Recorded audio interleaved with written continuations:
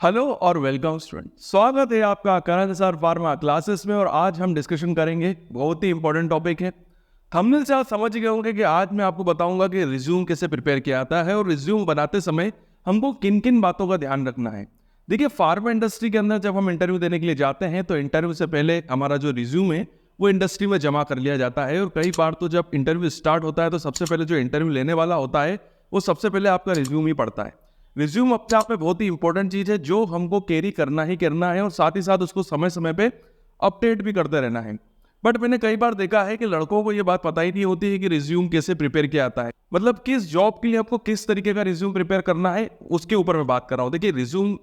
अगर आपके दिमाग में आ रहा होगा सर रिज्यूम का मतलब तो ये होता है कि अपने बारे में सारी जानकारियां दे देना। हाँ, बिल्कुल सही बात है। अपने बारे में बस उन 2 पेज के पढ़कर आपकी पूरी जानकारी हमको पता चल जाए, इट इज कॉल्ड रिज्यूम, अगर सीधे साधे शब्दों में बोला जाए। बट ऐसा नहीं है। रिज्यूम जो होता है वो जॉब के ऊपर डिपेंड करता है। अगर आप जिस तरीके की जॉब के लिए जा रहे हैं उस तरीके का अगर आप रिज्यूम प्रिपेयर करेंगे तो उसका इम्पैक्ट काफी अच्छा होगा और आपके जॉब के लगने के चांसेस भी काफी बढ़ जाएंगे। और आज की वीडियो के अंदर मैं वही सजेशन दूंगा कि अगर आप फार्मा इंडस्ट्री, जी हाँ, अगर आप फार्मा इंडस्ट्री में इंटरव्यू के लिए जा रहे हैं तो हमको किस तरीके का रिज्यूम प्रिपेयर करना है और उसके अंदर हमको किन किन जानकारियों को रखना जरूरी होगा जो कि हमको हमारी जॉब लगने के चांसेस और हमारे इंटरव्यू क्लियर होने के चांसेस को बढ़ा देंगी।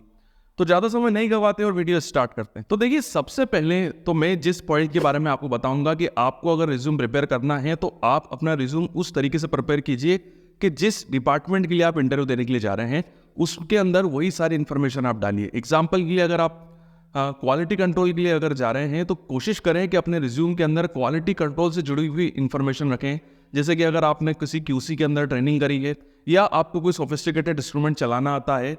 जैसे कि HPLC हो गया, GC हो गया, IR हो गया, डिसोल्यूशन एपरेटस हो गया, तो उससे जुड़ी हुई स्किल्स को आप बहुत ही सिस्टमेटिक वे में और बोल्ड लेटर्स में लिखिए और उससे रिलेटेड ज़्यादा जानकारियां आप बता सकते हैं। साथ ही साथ अगर QC से रिलेटेड अगर आपको कोई रिसर्च पेपर पब्लिश हो चुका है मेथड वैलिडेशन से रिलेटेड, जो कि R&D के अंदर जो QC होती है बेसिकली, तो उसको आप अपने लेटर के अंदर शो कर सकते हैं। या तो फिर अगर आपने कोई सेमिनार अटेंड किया हो जो कि रेगुलेटरी गाइडलाइन से अफेक्टेड है, आपने रेगुलेटरी गाइडलाइन के बारे में जाना, पेटेंट के ऊपर जाना, तो आपको QA से रिलेटेड अगर कोई इंटरव्यू होगा या QC से रिलेटेड इंटरव्यू होगा तो वहाँ पर भी आप उस रिज्यूम के अंदर वो इन्फॉर्मेशन दे सकते हैं। तो कहने का मतलब ये है कि आपको पहले तो ये पता करना है कि अगर आपको ये चीज़ नहीं पता है कि मैं केवल आपको इतना पता है कि मैं फार्मा इंडस्ट्री में इंटरव्यू के लिए जा रहा हूँ, तो आप एक ऐसा रिज्यूम बनाइए जो कि सभी डिपार्टमेंट के लिए लग जाए। मतलब वो प्रोडक्शन में भी वैलिड हो, उसके अंदर अगर कोई इंटरव्यू ले रहा है, अगर वो प्रोडक्शन डिपार्टमेंट के लिए अगर इंटरव्यू ले रहा है तो भी वो रिज्यूम चल जाए, अगर वो QC के लिए ले रहा है तो भी चल जाए और QA के लिए ले रहा है तो भी चल जाए।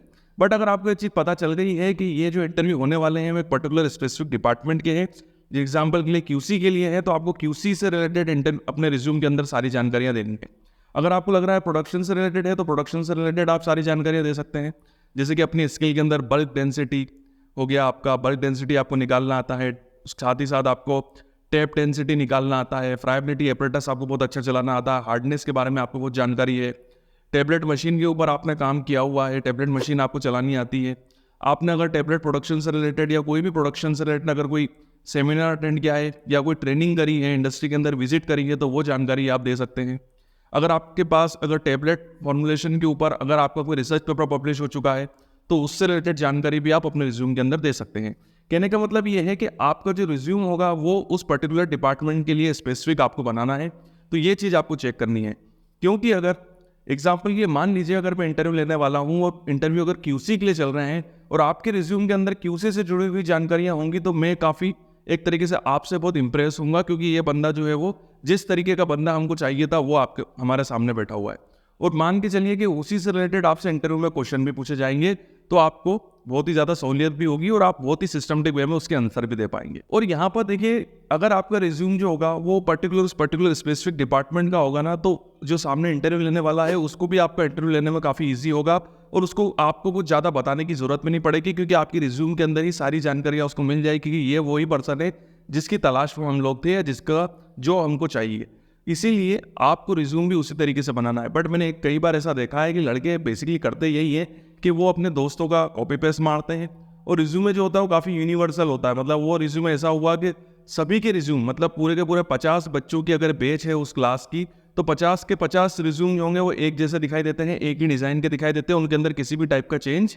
नहीं होता है। और यही चीज़ मैं आपसे कह रहा हूँ कि आपको इसको बदलना होगा और अपने रिज्यूम को अपने हिसाब से डेवलप करना होगा। यहाँ पर एक बहुत इंपॉर्टेंट चीज़ है जो कि आपको दूसरे के रिज्यूम से अलग करती है, वो होगी आपकी स्किल्स और अचीवमेंट। जी हाँ, आपके पास एक सब सिस्टमेटिक वे में अगर आपने प्रॉपर वे में स्किल डेवलप करी है, सिस्टमेटिक वे में आपने स्किल जो होगी बेसिकली वो होगी आपने किसी पर्टिकुलर इंस्ट्रूमेंट्स के ऊपर आपको काम आता है, इंस्ट्रूमेंट को ऑपरेट करना आपको बहुत अच्छे तरीके से आता है, एनिमल हैंडलिंग आपको बहुत अच्छे से आती है, तो उस स्किल को आपको बहुत ही सिस्टमेटिक वे में आपके रिज्यूम के अंदर मेंशन करना है।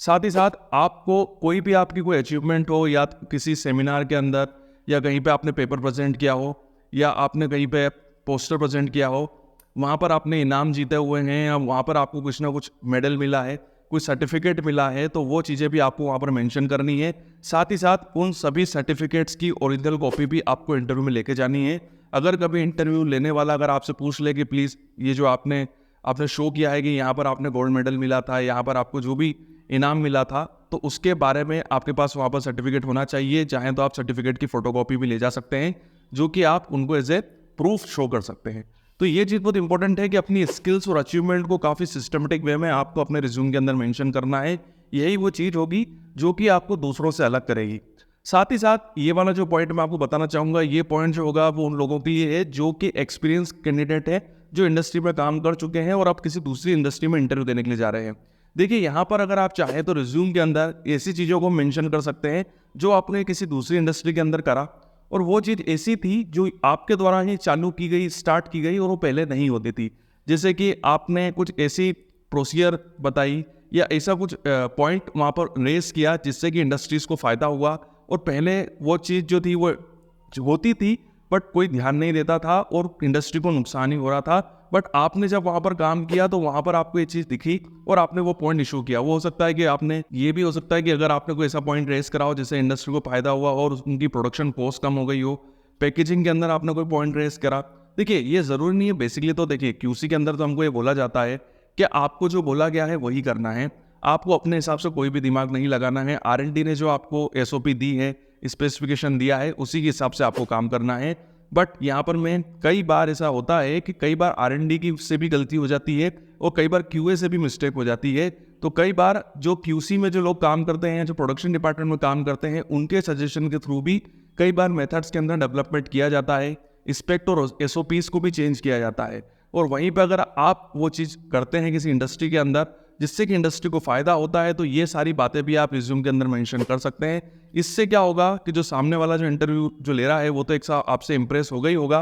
साथ ही साथ उनको एक चीज़ और पता चलेगी कि आपकी स्किल और नॉलेज बहुत ही अच्छा है और आपका एक्सपीरियंस काफ़ी अच्छा है। तो जब आप उनकी इंडस्ट्री में काम करेंगे तो उनको भी इस तरीके के फ़ायदे ज़रूर पहुँचेंगे। देखिए कई बार तो ये उल्टा भी चला जाता है, क्योंकि ऐसा भी देखा जाता है कि अरे यार ये बंदा तो यार बहुत उंगली करेगा या अपना नॉलेज झाड़ेगा तो इसको ना लो, बट इसके चांसेस कम है। कोशिश करें कि अपने किए हुए जो अच्छे काम है जो आपने किसी पुरानी इंडस्ट्री के अंदर किए थे उसको आप जरूर मेंशन करें। ये खासकर उनके लिए काफ़ी अच्छा होगा जो कि R&D डिपार्टमेंट के अंदर है या